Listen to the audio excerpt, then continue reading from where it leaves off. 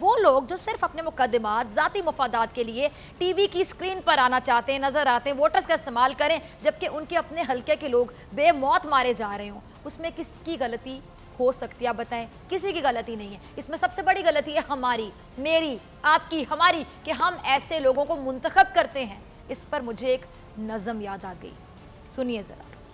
काबिले रहम है वो कौम जिसके पास अकीदे तो बहुत हैं मगर दिल यकीन से खाली है।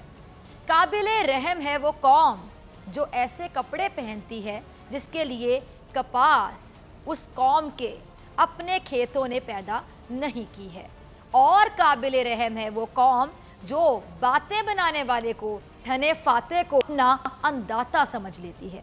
और काबिले रहम है वो कौम जो बज़ाहिर ख्वाब की हालत में भी हवस और लालच से नफरत करती है, मगर आलम बेदारी में मुफाद परस्ती को अपना शार बना लेती है।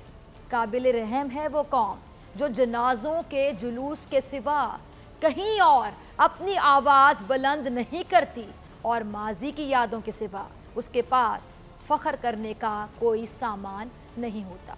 वो उस वक्त तक सूरत हाल के खिलाफ एहतजाज नहीं करती जब तक उसकी गर्दन ऐन तलवार के नीचे नहीं आ जाती।